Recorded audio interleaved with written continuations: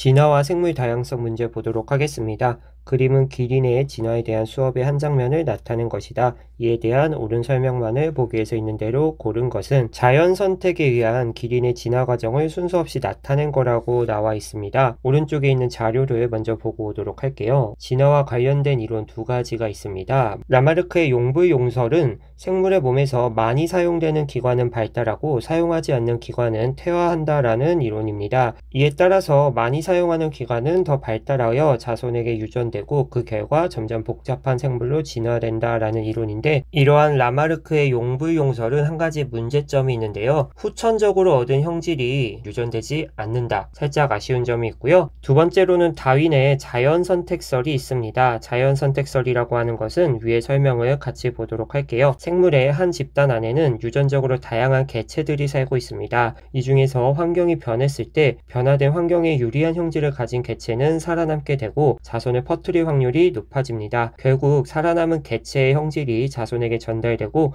이러한 과정이 거듭되면은 진화가 일어나게 된다. 이것이 바로 다윈의 자연선택설 이론인데요. 다양한 생물의 출현을 과학적으로 설명하는 이론, 다윈이 제시한 자연선택설을 중심으로 한 진화론을 우리는 현재 이야기하고 있다라는 거 기억을 해주시면 됩니다. 다시 왼쪽에 있는 자료로 돌아오시면은 자연선택에 의한 기린의 진화 과정이라고 했으니까 다윈이 주장한 진화론이라고 우리가 생각을 할 수 있고요. 니은을 보겠습니다. 다에서 목이 긴 기린이 목이 짧은 기린보다 생존에 유리하다. 목의 길이가 지금 서로 다른 개체 사이가 있는데 생존 경쟁이 일어납니다. 기린의 먹이가 높은 곳에 있기 때문에 목이 긴 기린이 짧은 기린보다 더 살아남기 쉽겠죠. 그렇기 때문에 니은도 맞는 보기가 되고, 기린의 진화는 나다 가의 순서로 일어났다. 우리가 다윈의 자연선택설 순서를 한번 정리를 해보도록 할게요. 첫 번째, 과잉생산입니다. 생물은 대부분 그들이 살고 있는 환경 조건이나 먹이에 비해서 많은 수의 자손을 낳습니다. 같은 부모 사이에서 태어난 자손도 서로 다양한 형질을 갖는데 이러한 개체 간의 차이를 변이라고 우리가 이야기를 합니다. 이러한 개체들 사이에서는 먹이, 공간, 배우자 등을 확보하기 위해서 생존 경쟁이 한번 일어나게 되고요.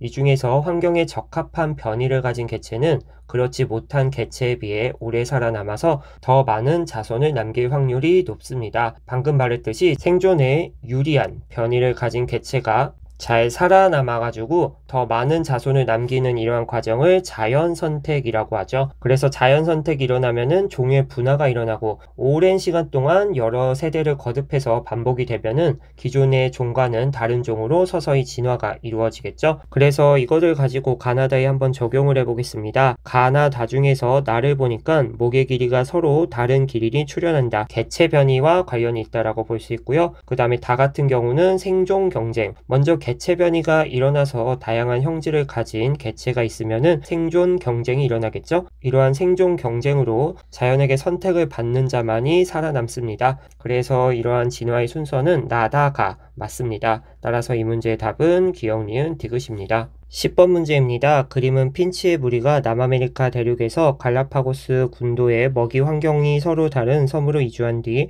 각각 자연선택이 일어난 모습을 나타낸 것이다. 오른쪽 그림을 보시면은 같은 핀치새인데 종의 분화가 일어나서 여러가지 부리를 가진 이런 핀치들의 모습을 볼 수 있습니다. 이러한 부리 모양이 서로 다른 것은 먹이 환경이 다르기 때문에 이들 사이에서 생존 경쟁이 일어났다라고 우리가 이야기를 할 수 있습니다. 그래서 이런 느낌을 가지고 보기를 보면은 지금 단단한 씨를 먹는 핀치, 선인장을 먹는 핀치, 부리 모양이 다른 걸 확인할 수 있고요. 기억, 핀치 개체 사이에서 생존 경쟁이 일어났겠죠. 그래서 맞는 보기이고, 이러한 생존 경쟁의 결과 자연 선택이 일어나서 진화가 일어났습니다. 먹이의 종류는 핀치의 자연 선택에 영향을 주는 요인이다. 이것도 맞는 보기입니다. 핀치의 이런 부리 모양은 먹이에 따라 다르기 때문에 먹이의 종류가 자연 선택에 영향을 준다라고 할 수 있겠죠. 따라서 이 문제의 답은 기역, 니은, 디귿이다. 11번 문제입니다. 가장 많이 나오는 세균 문제인데요. 한 종으로 이루어진 세균 집단의 진화 과정을 나타낸 것입니다. 기역과 니은은 항생제 A에 내성이 없는 세균과 항생제 A에 내성이 있는 세균을 순서 없이 나타낸 것이다 라고 나와 있고요. 우리가 순서대로 1, 2, 3 진화 과정을 살펴볼 건데, 먼저 1 과정에서 기역과 니은이 섞여 있습니다. 같은 개체 안에서 이렇게 다른 모습 보인다라는 것은 변이가 일어났다라고 우리가 생각을 할 수 있고요. 여기에 항생제 번째 A를 사용하니까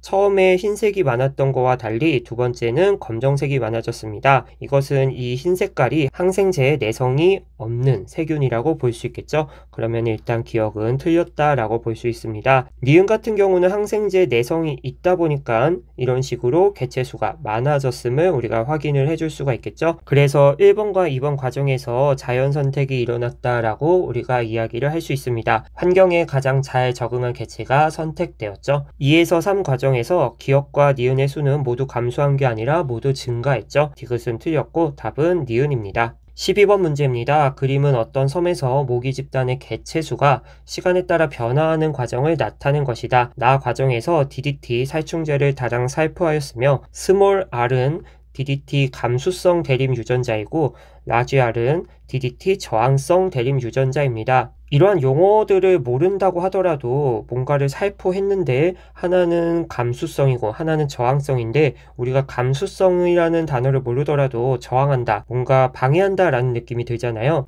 감수성 대림 유전자라고 하는 것은 병이나 환경 등 외부 자극에 대해서 쉽게 영향을 받도록 하는 유전자이고요. 저항성은 반대라고 생각하면 됩니다. 다시 말해서 감수성 대림 유전자는 어떠한 개체가 있을 때 외부 자극에 민감하게 반응하도록 하는 유전적 요인이라고 볼 수 있고요. 반대로 저항성 대림 유전자라고 하는 것은 자극에 대해서 내성을 높여준다, 항생제 내성이 있는 세균이라고 생각을 해주시면 돼요. 자료를 보니까 처음에 스몰R로 이루어진 개체들이 있습니다. 여기서 다음 단계를 보니까 스몰R로 이루어진 모기 말고도 옆에 라지알과 스몰알로 이루어진 개체가 등장을 했습니다. 우리가 같은 모기인데 다른 애가 등장한 거 변이라고 생각을 할 수 있고요. 다음 단계를 보니까 변이가 일어났으면은 누군가 살아남겠죠. 그래서 살아남은 애를 보니까 라지알이 저항성 대림 유전자이다 보니까 나 과정에서 DDT가 살포되었을 때 한 놈은 죽고 한 놈은 살아남을 거예요. 죽은 애는 바로 감수성 대림 유전자로 이루어진 애고 살아남은 애는 저항성 대림 유전자가 하나라도 있었던 모기입니다. 그러면 이 친구가 자연 선택을 받았다라는 것이고 자연 선택을 받았기 때문에 얘네들끼리 번식을 해가지고 자기의 자손들을 낳겠죠. 그러면 이 친구들이 낳는 자손들은 당연히 라지알 저항성 대림 유전자를 가지고 있을 것이고 얘네들끼리 계속해서 번식하다 보면은 이것들로 이루어진 모기들이 있겠죠. 그래서 결과적으로 라지알로 이루어진 모기가 개체수가 늘어나고 있는 상황이